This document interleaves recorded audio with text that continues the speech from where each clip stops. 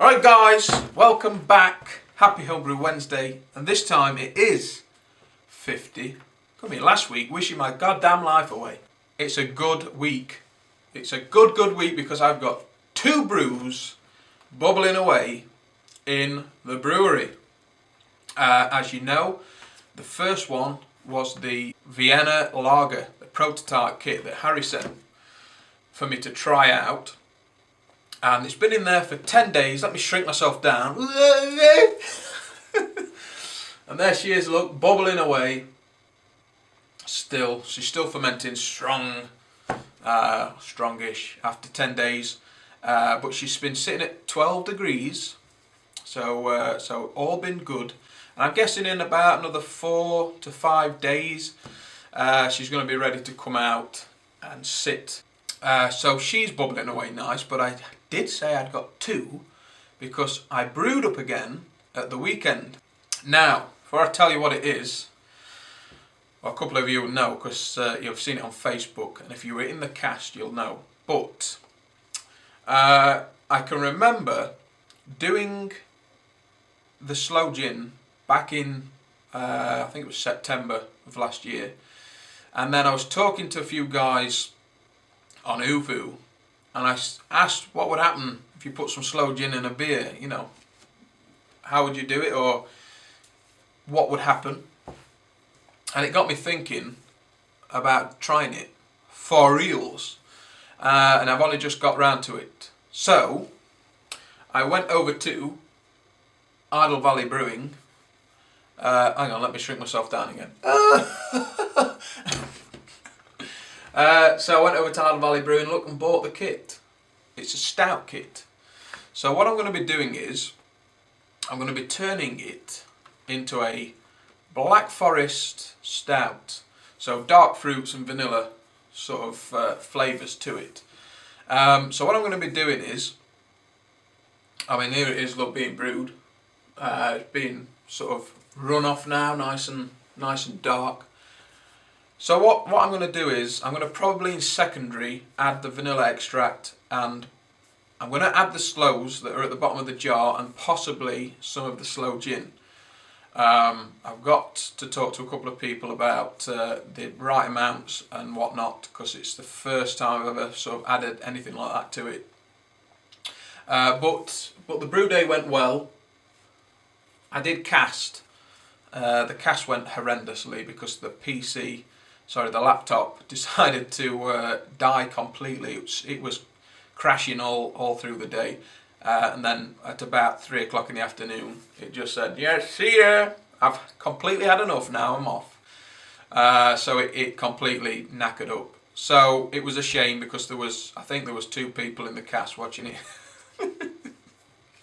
No, cheers guys, for those of you that stuck with it, and for those of you that come in and left, I don't blame you. God, I wouldn't watch that shit. Before I put her into the boil pot, let's have a look at what's in there. The new bazooka hose. Yes, bought the new bazooka hose because I have had enough of stuck runoffs. Stuck runoffs into the carboy. So hopefully she will keep doing the sterling job that she's done this weekend, because it ran perfectly. Cheers, Barry, for that. But there she is, all black and mysterious, look, boiling away. It took quite a while to get it up to the boil, because the wind was blowing round the door of the brewery and blowing the flame away. So I had to make like a makeshift windbreak. Once I'd done that, I come to the boil, and here we go, look, add in the hops. 1 addition at 60 minutes for the stout kit. Beautiful, beautiful smell to them goddamn hop. But look at them swimming away, look. It was beautiful, a beautiful moment.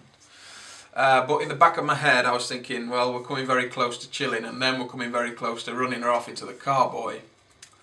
And you know what trouble you have when that part comes. So really, I was enjoying the day, but I had it in the back of my head. And then the runoff. Time to run her off. She'd cooled down, and it was time. So it was funny because I was actually talking to Harry Toucan Chew on Uvu, and I said, look mate, it's time to run her off. I'll move the iPad so you can see, and we'll both see at the same time if it'll run off clear. Right, so it's time now to get... You son of a bitch! It's time now to get her into the fermenter, and hopefully this is the end of all runoffs, all the problems with the stuck bailouts and whatnot. So here we go. I'd just like to thank Frank Hislop. He sent me a comment saying to get the bazooka hose. So thanks buddy. And here we go.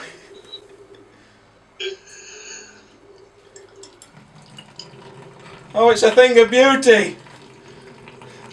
It's working. A little dehydrated from here.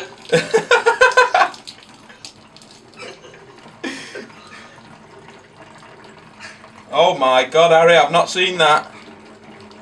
I've not seen it do that for the past 3 brews. It's running. It's actually running. The son of a bitch. No hiccups, no stuck runoffs. It didn't slow. It was perfect. It run like that all the way to the last drop. It was bang on. As soon as that happened, all my worries just left. Oh God, I was so happy because up until the point of me putting the bazooka hose in, I would have been running about for the siphon and fannying about like that. But I've managed to sort it. Beautiful. The yeast we added was Nottingham Ale yeast, and it's fermenting at around 16-17 degrees, just the ambient temperature that's in the brewery, because the lager's still lagering in the chamber. But it's bubbling away nice. Here we go, look. This is 24 hours on, bubbling, which is always a perfectly good sign. And there you go, look. Got a nice yeasty cap on it. Oh, sight for sore eyes, that is. So we did well. So we've got the stout now bubbling away, ready to be turned into all type of naughtiness. And the lager is coming closer to the end of its fermentation. Just time now, before I wrap her up, to do another beer tasting. I had some more beer mail sent from Harry Toucan Chew. Hello. Spooky. Hello. How's that? That's better, isn't it? Brilliant.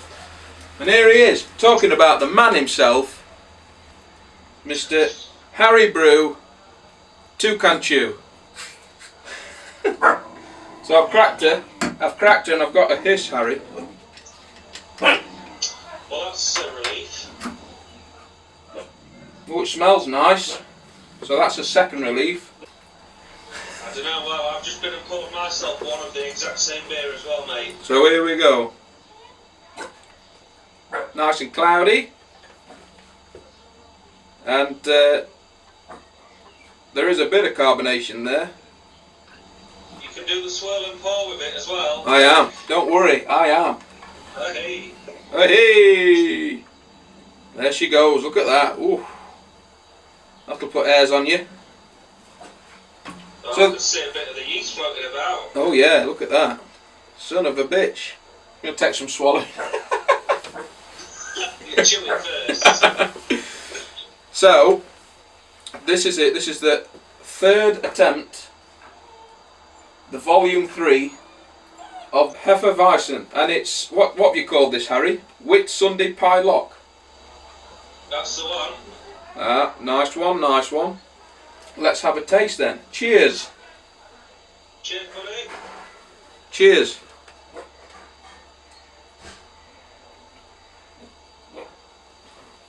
Friggin' Mara. Oh, mine's off. Off. Have you pissed in this? This is beautiful, Harry. This is it. So you haven't changed the recipe apart from the yeast. That's the only difference. And it's changed it completely. Yeah.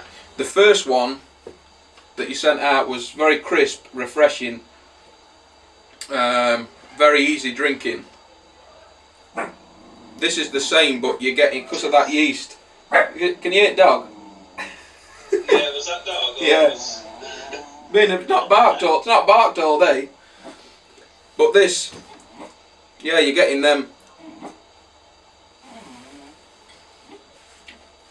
It's a bit. I don't know if I'm picking any spicy notes up out of it, but definitely banana. It's not as dry finishing, is it, as the first one? No. But it's. I'm guessing because I've changed the yeast, the WLP 300. Yeah. Doesn't attenuate quite as well as USO5. So that's why I'm thinking this one's got a bit more body to it, a bit more sweetness in there. Finished at 10:10. This one did. 10:10 from. Probably a bit. From I think it was 10:48. All right. I'll have to check. Well, it's a good. It's clean tasting though, isn't it? Oh yeah, the yeast done it's cleaned up after itself. I mean, it was sat at 22 degrees for the whole fermentation, and then I crashed it to not much. I crashed it to about 9. Yeah. Before I wrapped it off and bottled it, because I didn't want to completely drop all the yeast out of suspension. Obviously. Yeah. I wanted some there to carbonate, and of course, a little bit left behind for the to make the beer cloudy. You know that smell of a bunch of bananas? That sort of like sweet bouquet sort of smell? Yeah. That's what you're getting a bit of. But man, this is a winner, this one. It's not overpowering, is it? No, it's just a slight. Just a slight. I don't know if I wouldn't mind a little bit more banana in it next time, but being the first time I used that yeast, I didn't want to ferment much higher than 22 degrees C, just in case it sort of gave me other flavours that I didn't necessarily want.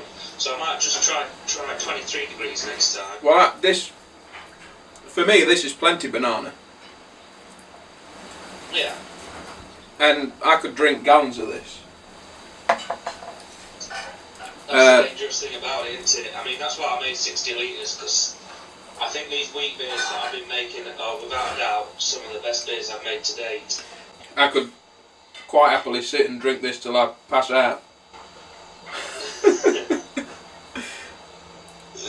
And it's not often, I'm halfway down it, sort of a couple of minutes in. Yeah, me too. It's a beauty. There's a half pint line. He's at the halfway. Beauty, I love that colour. So what I can do, Tom, next time I send you something over, Yeah. I can send you one of those vials of yeast so you'll have some to play with yourself. Yeah, I won't mind that at all. See if I can make a balls up of it. Well, it cost, including postage for that White Labs yeast, it cost me $10.99. Which Yeah. is a lot of money for just one vial of yeast. Yeah, it is. Just a 5-gallon batch. It is, yeah. So yeah, the more we can get out of it, the better, I think. Because I bought the White Labs yeast and I washed the yeast and it's still in the fridge. But making the starter and splitting it up is the way to go at that cost. I mean, that is expensive. I mean, I've got to do it for the SJ beer. I've got to get some White Labs, the same as what I used last time, and get that posted. But I think that was about £6 just to buy the yeast. So that's right. Then you've got a bit of shipping on top as well, haven't you? that is fantastic. That is really nice. I'm glad. I thought you'd enjoy it. I really do enjoy that a lot. I think it's because it's. Pay to try putting some coriander seed in it next time. Yeah, I think that would just sort of that would tip it. That would be good, because that's what I put in my hoe garden. Yeah. And it's sort of. I was thinking. But that's really good, Harry. Yes. Result. I might have to get a knife and fork for these bits in bottom. Yeah, be careful on them. Does your last know the Heimlich manoeuvre? So we're all good. Practice. But that is smashing.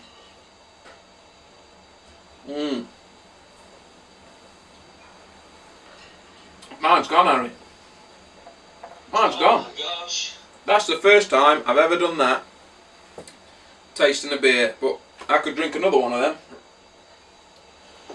Well, give me a sec, mate. I'll just go and pour you one. Here's your glass. You son of a bitch! That is a winner. Winner, winner. Are you going to put that into kit form? I'm not sure yet, because like I say, I know it's V3 and it's a nice beer and all, but I think there's still room for manoeuvre on this. I might try a version with coriander. I still might play about with it a little bit more. Yeah. But yeah, if anybody wanted to try a kit, I could just put one together for them as is, not a problem. Well, I'd love to try one.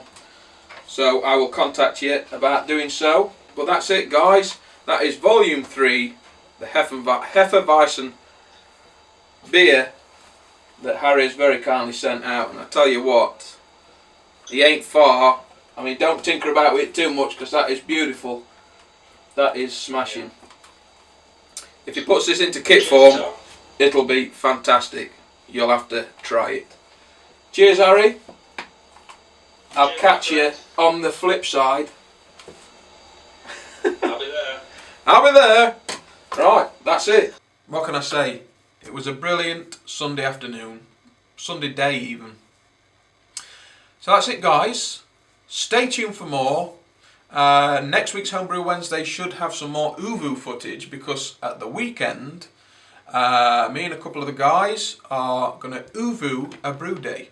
Saturday we're going to be doing a brew day, and we're going to be Uvuing, so there'll be plenty of laughter and cock-ups, more than likely. So there'll be plenty to talk about next week's Homebrew Wednesday.